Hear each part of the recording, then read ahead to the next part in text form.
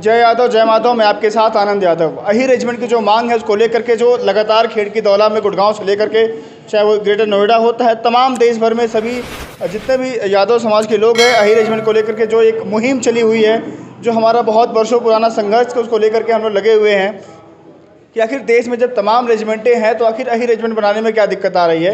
जब देश में यादव की संख्या अगर बात की जाए तो लगभग 24-25 करोड़ है, शहादत में हम पीछे नहीं है, जनसंख्या में पीछे नहीं है, तो आखिर वो कौन सी दिक्कत है जहाँ पर सरकार वो जो है मांगने के लिए तैयार नहीं है। मेरे साथ इस समय आजमगढ़ में मौजूद हूँ मैं, मेरे साथ इस समय पूर्व मंत्री शैलेंद्र यादव जी ललित जी मौजूद हैं और श्याम बहादुर जी मौजूद हैं। इनसे बातचीत करूंगा मैं, और मेरा मेन मुद्दा यही रहेगा कि अही रेजिमेंट को लेकर के क्या यहाँ के युवाओं में और इन लोगों को क्या सोच रखते हैं। सर, सबसे पहले स्वागत है यादव ब्लॉक पर।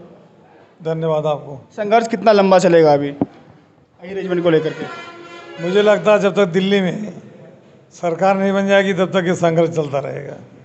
जिस दिन समाजवादियों की सरकार दिल्ली में बन जाएगी उस दिन ये बात अपने आप मान ली जाएगी, फिर संघर्ष वहीं खत्म हो जाएगा।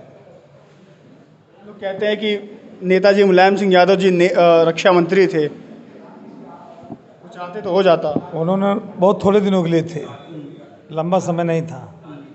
और नेताजी ने रक्षा मंत्री रहते हुए इस देश के सैनिकों के सम्मान के लिए जो काम किया है उसे इस देश का सैनिक कभी भूल नहीं सकता, उनके परिवार कभी भूल नहीं सकते।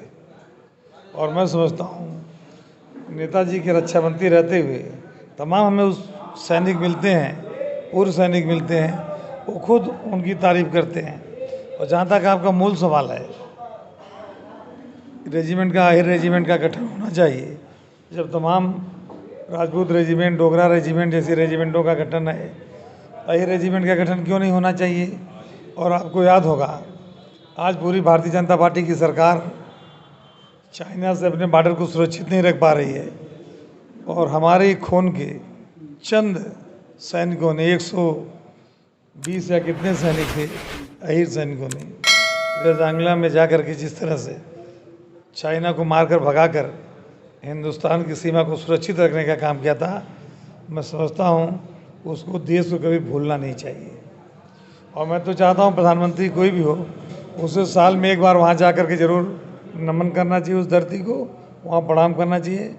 उनसे उन्हें प्रेरणा मिलेगी और देश को मजबूत करने की ताकत मिलेगी। एक सवाल और है, जब मैं अही रेजिमेंट की बात करता हूं तो बहुत सारे लोग कहते हैं कि मैं मतलब जातिगत बात करता हूं, किसी जाति विशेष को लेकर के बात नहीं करता हूं, तो उसको लेकर के आप लोगों को क्या कहेंगे? क्या मैं किसी जाति को लेकर के वो कर रहा हूं? भाई, क्या जातियाँ हमने बनाई थी? जातियाँ बनाई किसने? और इस देश में जाति एक सच्चाई है, जाति एक सच्चाई है। अगर जाति एक सच्चाई न होती तो प्रधानमंत्री को क्यों आना पड़ता कि मैं पिछड़ी ही जाति हूँ? फिर क्यों कहते मैं अति पिछड़ी जाति से हूँ? जाति एक सच्चाई है, इसको कोई नकार नहीं सकता। और मैं समझता हूँ जब अन्य जातियों के नाम पर रेजिमेंट बना है तो यहाँ की बहादुर कौम के नाम पर रेजिमेंट क्यों नहीं बनेगा? बनना चाहिए, हम उसके समर्थक हैं। सर, स्वागत है आपका यादव ब्लॉग में। क्या लगता है कि बहुत धन्यवाद। संघर्ष कितना लंबा चलेगा? वही सवाल वो आपसे। तो सवाल आप पूछ चुके हैं बड़े भाई से। मैं बस इतना कहना चाहता हूँ कि संघर्ष तो अभी हमारे लोगों ने शुरू किया है। अब सवाल इस बात का है कि संघर्ष कहाँ तक चलेगा। तो जब तक हम अपना लक्ष्य नहीं अचीव कर लेंगे तब तक ये संघर्ष चलेगा। और ये जांगला से लेकर के आपके कारगिल तक, और कारगिल से लेके आज भी जो शहादतें हो रही हैं, यदि आप प्रतिशत निकालेंगे तो हमारे लोगों से मुराद यादव जो हमारे सिपाही हैं उनकी शहादत कहीं और जातियों के मुकाबले अधिक है।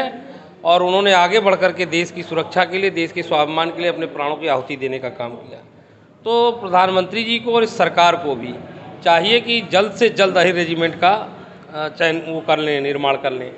दूसरा मैं ये कहना चाहता हूँ कि यहाँ जहाँ पे आप हमसे ये सवाल कर रहे हैं, भारतीय जनता पार्टी के जो प्रत्याशी हैं उन्होंने एक सवाल अभी किया था कुछ साथियों से, इस पर ही मैं आज मौका मिला, हम लोग तो प्रचार में व्यस्त हैं, आज संजोग से मिले।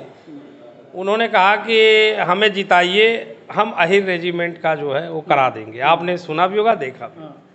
तो हमारे बहुत से साथियों ने कहा, मैं भी कहना चाहता हूँ, अब तो ये चुनाव हो जाएगा परसों, देश में प्रदेश में उनकी प्रचंड बहुमत की सरकार है, वो अही रेजिमेंट बनाएं, 24 में फिर इलेक्शन है, उनकी बातों पर विचार किया जाएगा।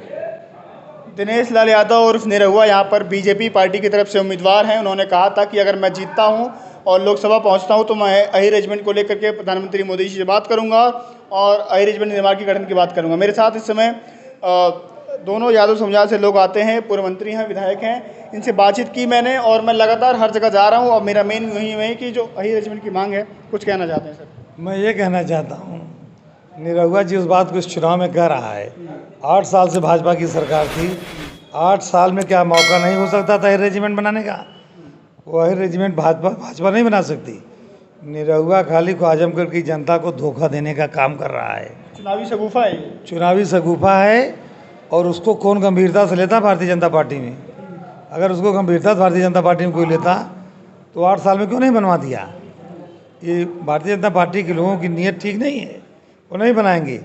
बनेगा तभी जब हम सरकार में आएंगे। लेकिन दिनेश लाल यादव निरहुआ के पिछले चुनाव में उनका एक बयान बहुत चर्चा में था कि मैं भगवान का लिखा लेख मिटा सकता हूँ, विधि का विधान बदल सकता हूँ। तो क्या पता वो अरेंजमेंट भी बनवा दें।